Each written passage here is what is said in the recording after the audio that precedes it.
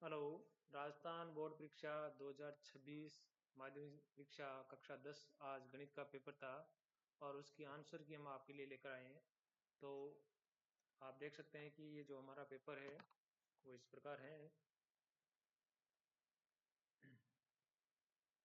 2026 का पेपर और आज गणित का विषय था। हम देखकर चलते हैं अपने जो प्रश्नों की ओर। और पेपर की स्तर की बात करें ओवरऑल तो पेपर काफ़ी इजी था और स्कोरिंग था, हाई स्कोर बनाने के लिए काफ़ी अच्छा कंटेंट इसमें उपलब्ध था। हमने जो अपने रिवीजन के वीडियो आपको शेयर किए थे इससे पहले, तो लगभग ये सारे क्वेश्चन वहीं से उठ के आए हैं। या हम कहें कि जो क्वेश्चनों की प्रकृति थी सेम वैसी की वैसी थी जैसे हमने आपको बताने का प्रयास किया था। तो हमारा जो मोटिव था कि आप अच्छे से अच्छे अंक प्राप्त करें रिवीजन के माध्यम से, तो वो भी पूर्ण रहा। हम यहाँ देखेंगे एक एक प्रश्नों को सोल्व करेंगे। तो सबसे पहले देखें,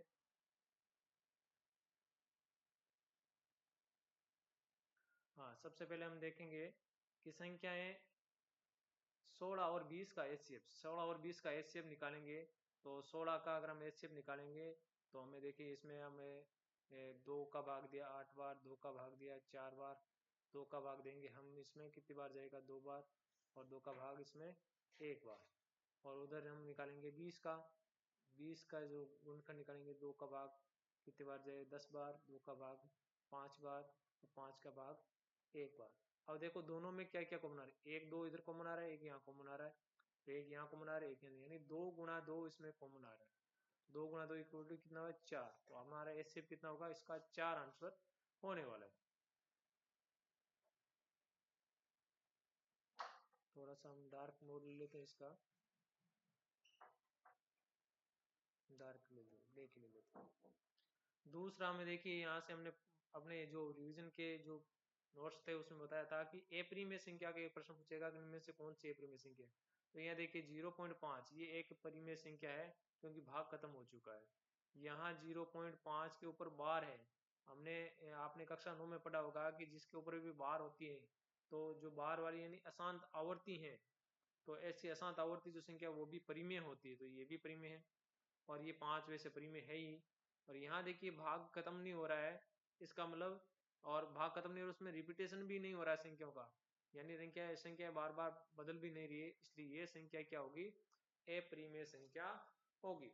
हालांकि इसमें आगे कुछ दिया हुआ नहीं है, फिर भी ये संख्या है। टेक्निकल रूप से हम देखें प्रश्न गलत था, परंतु ये बाकी अन्य के बजाय ये क्वेश्चन, ये आंसर सफिशिएंट है और उत्तर सही है। अगला प्रश्न हम देखेंगे। एक क्वेश्चन पूछा है जो हमने अपने जो नोट्स थे उसके माध्यम से हमने बताया था कि ये ऐसा प्रश्न आएगा, बहुपद पी एक्स के शून्य यानी किसके शून्य पूछ रहा है, एक्स के शून्य पूछ रहा है। तो एक्स वाले एक्स को कितने जगह काट रहा है, एक जगह और दो जगह काट रहा है, तो दो आंसर हो जाएंगे इसके, शून्यकों की संख्या 2। अगला प्रश्न हम देखेंगे।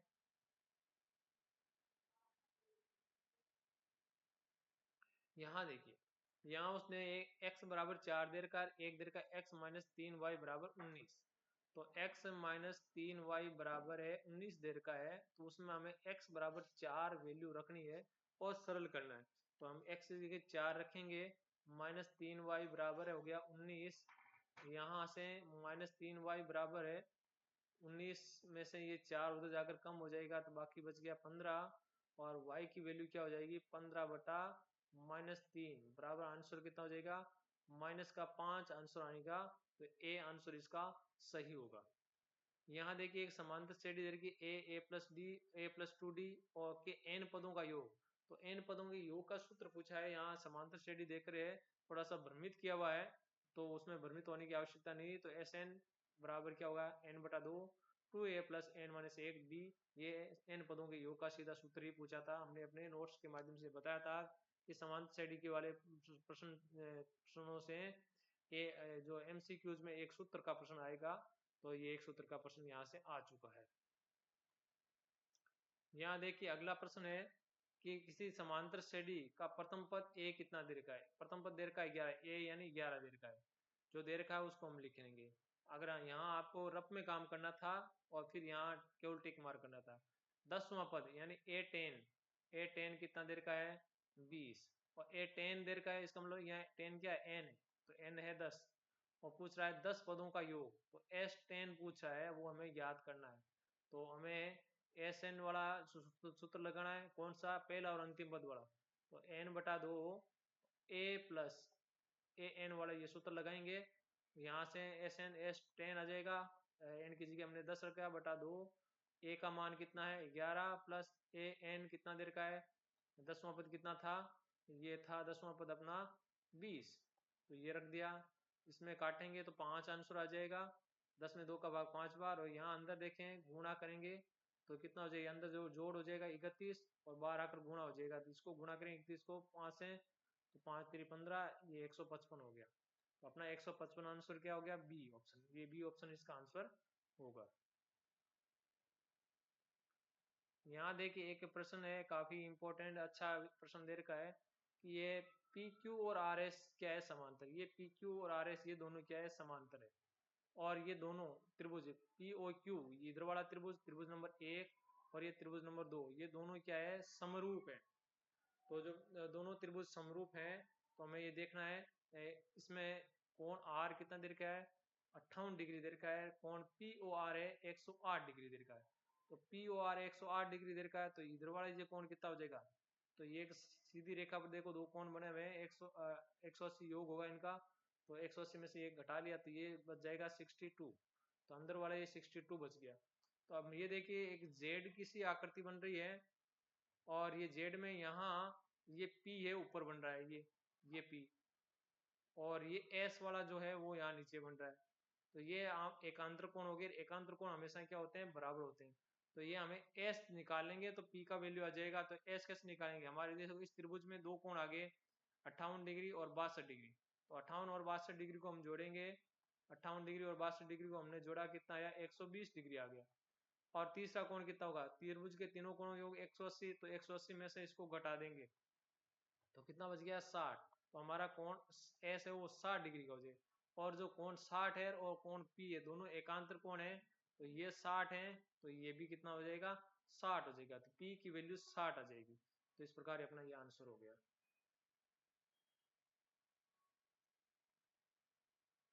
अगला देखिए ये प्रश्न हमने बड़ा ही जोर देके आपको बताया था कि वृत्त के वाय बिंदु से वृत्त पर अधिकतम कितनी स्पर्शरेखा खींची जा सकती है, आंसर था 2। ये प्रश्न भी हमने इसी चैप्टर से आया हुआ है, दोनों एक ही प्रश्न चैप्टर से हैं दोनों, वहां से हमने आपको बताया था कि 2 एमसीक्यू जाने वाले हैं, और इसको भी हमने बताया था कि ये आएगा कि इस पर से कहूँ बीच का कोण और केंद्र पर बने कोण दोनों का योग कितना होता है 180 डिग्री होता है, एक ज्ञात दिया हुआ दूसरा ज्ञात करना है तो 180 में से घटाना होगा। तो ये केंद्र पर अंतरित कोण 125 डिग्री देर का है, तो यहाँ वाला कोण पूछा है, तो कोण ये पी टी क्यू ये कितना हो जाएगा 180 डिग्री में से ये 125 डिग्री चला जाएगा, तो मान कितना आ गया, इसका वैल्यू कितनी आ जाएगी 55 डिग्री इसकी वैल्यू आ जाएगी, तो आंसर हो गया इसका ए 55 डिग्री।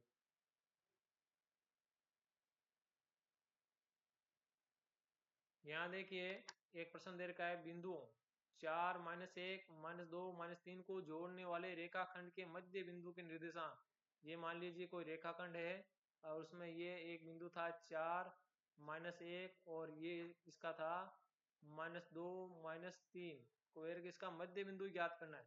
तो मध्य बिंदु कैसे ज्ञात करते थे, मध्य बिंदु में दोनों हो और एक्स के दोनों वैल्यू को जोड़ करे 2 का भाग देते थे, उसी प्रकार वाई की दोनों वैल्यू को जोड़कर 2 का भाग देते थे। तो किस प्रकार करना था,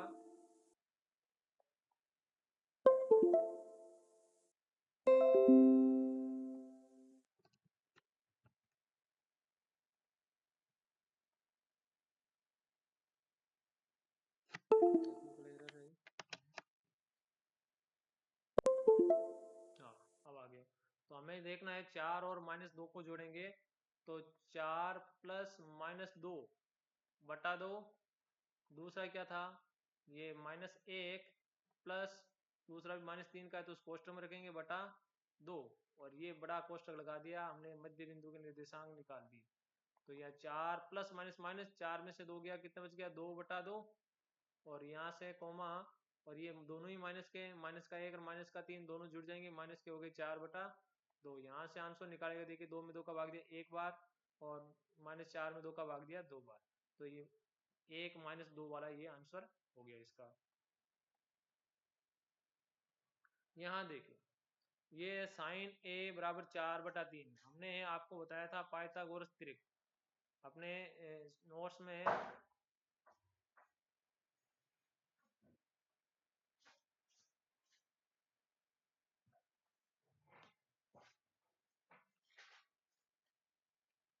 पाइथागोरस त्रिक बताया था, और त्रिक में हमने कहा था कि 3, 4 और 5 ये पाइथागोरस त्रिक है। 5 क्या है, कर्ण है। तो यहाँ साइन ए का मान क्या होता है, साइन ए होता है लंब बटा कर्ण। तो कर्ण कितना है, लंब है 4, कर्ण है 5। तो लंब, ये कर्ण 5 है, लंब देर का है 4, तो आधार कितना हो जाएगा, 3 हो जाएगी। ये आधार हो जाएगा, ये लंब हो गया, ये कर्ण हो गया। तो कोस क्या हो जाएगा, कोस ए बराबर क्या होगा, आधार बटा कर्ण, ए बटा के। तो ए कितना, ए की वैल्यू की 3, और बटा के की वैल्यू तो 5 है ही, तो वो निश्चित रूप से रह जाएगी। तो ये अपना 2/3। हम उसको ऐसे भी निकाल सकते हैं पाइथागोरस जो परिमेय वाला लगा करें, कि लंब स्क्वायर बराबर है कर्ण स्क्वायर बराबर लंब स्क्वायर प्लस आधार स्क्वायर।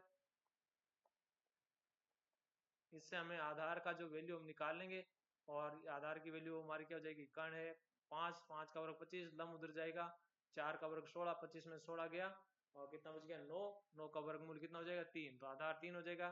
तो साइन कोस क्या हो जाएगा, आधार बटा कर्ण यानी 3/5 हो जाएगा।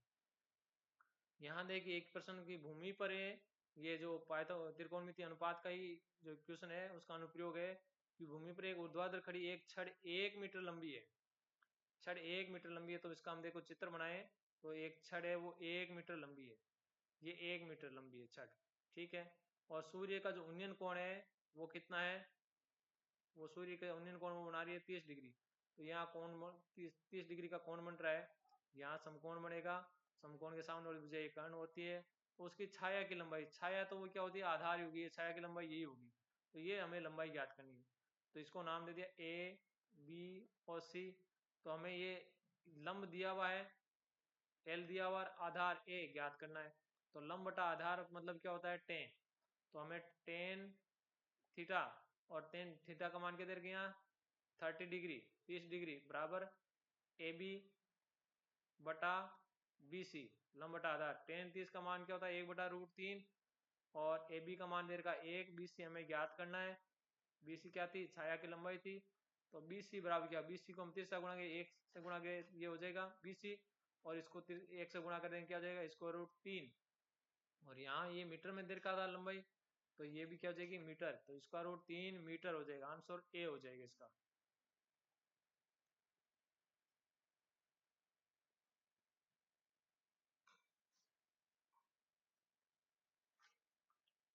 यहाँ देखिए एक अगला क्वेश्चन, 7 सेंटीमीटर त्रिज्या वाले वृत्त में यदि लघु त्रिज्य खंड का क्षेत्रफल 54 सेंटीमीटर स्क्वायर दे रखा है, तो दीर्घ त्रिज्य खंड का क्षेत्रफल कितना होगा।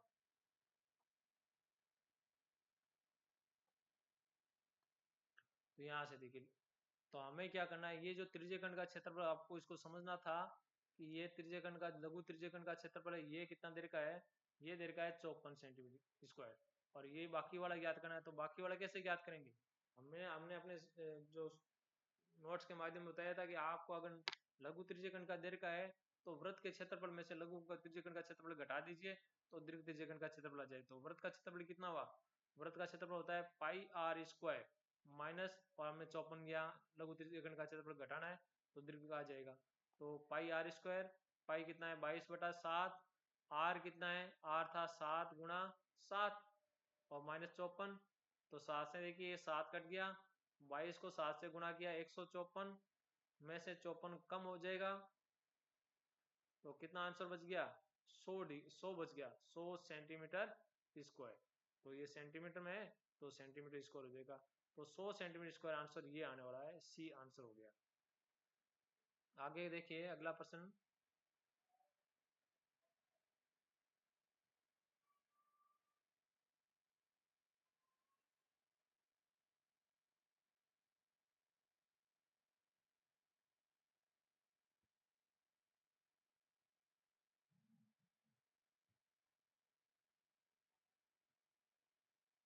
अगला प्रश्न देखिए, यहाँ आर त्रिज्या वाले ठोस गोले का संपूर्ण पृष्ठीय क्षेत्रफल पूछा है, तो डायरेक्ट सूत्र है 4πr² होगा।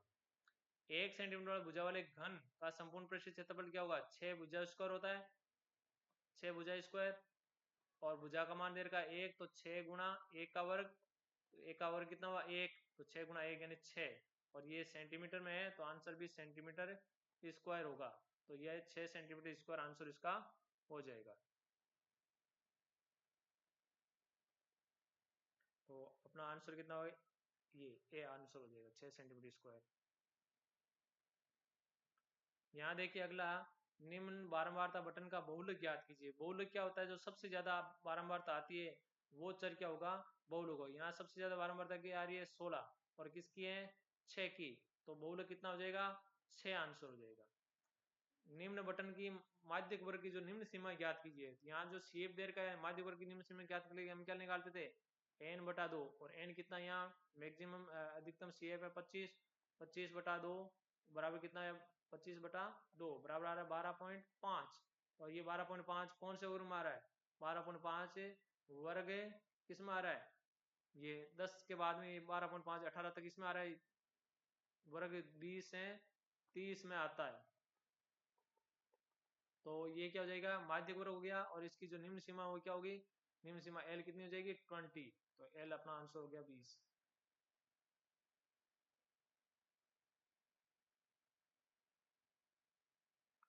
एक सिक्के के उछाल में चित आने की प्रायिकता पूछी है, तो चित क्या होगी 1/2, चित आने की प्रायिकता 1/2, पट आने की भी 1/2। यहाँ देखिए रिक्त स्थानों की पूर्ति वाले प्रश्न पूछे हैं। द्विघात समीकरण ax² plus bx plus c बराबर 0 के दो बराबर वास्तविक मूल है। बराबर वास्तविक मूल कब होते थे, जब b² विविक्तर d यानी b² minus 4ac equal to क्या हो 0, तब होंगे बराबर। तो ये खाली जगह में हमें ये आंसर लिखना था। समांतर श्रेणी दे रखी है, उसका nवां पद, तो nवां पद ये भ्रमित करने के लिए समांतर श्रेणी दी हुई है। यहाँ तो समांतर श्रेणी का nवां पद का सूत्र क्या था, an बराबर a प्लस n-1d, ये सूत्र यहाँ आ जाएगा। दो समरूप त्रिभुजों की जो संगत भुजाएं होती हैं वो क्या होती है, संगत भुजाएं हमेशा क्या होती थी समानुपाती, हमें यहाँ लिखना था समानुपाती, अंग्रेजी में कहते हैं प्रोपोर्शनल, बराबर नहीं हमें लिखना था समानुपाती। संगत कोण बराबर होते थे और भुजाएं हैं वो समानुपाती होती थी, यहाँ समानुपाती लिखनी है। एक वृत्त के किसी बिंदु पर स्पर्श रेखा स्पर्श बिंदु से जाने वाली त्रिज्या की क्या होती है, लंबवत होती है। ये त्रिज्या है, इस स्पर्श बिंदु से जाने वाली त्रिज्या की क्या होती है, लंबवत होती है, तो हमें यहाँ आंसर लिखना था लंबवत। यहाँ देखिए सर्व समीकरण का उपयोग किया हुआ है, 1 प्लस कोट स्क्वायर थीटा बराबर क्या होता था कोसेक स्क्वायर थीटा, तो यहाँ से कोट स्क्वायर को उधर भेजा, तो यहाँ क्या बच गया एक, कोसेक स्क्वायर थीटा, कोट उधर जाएगा माइनस का हो जाएगा कोट स्क्वायर थीटा। यहाँ थीटा की जो वैल्यू दे रखी है वो कितनी दे रखी है 60, तो हमें उसे कोई वैल्यू मतलब नहीं है, ये एक सर्व समीकरण है और इसको सरल करने से ज्यादा टाइम लगने की आवश्यकता नहीं, सर्व समीकरण का उपयोग करते हैं, आंसर लिख सकते हैं ए। असंभव घटना की प्रायिकता कितनी होती है 0, तो यहाँ या तो आपको 0 लिखना था या लिखना था 0। तो इस प्रकार ये जो छोटे छोटे जो एक वस्तुनिष्ठ और रिक्त स्थान वाले प्रश्न थे काफी इजी थे, और आगे जो 1 नंबर वाले प्रश्न है वो भी काफी इजी हैं, उनको भी हम लेके आ रहे हैं, और एक अलग वीडियो के माध्यम से आप मेरे साथ बने रहिएगा। और इस वीडियो में अगले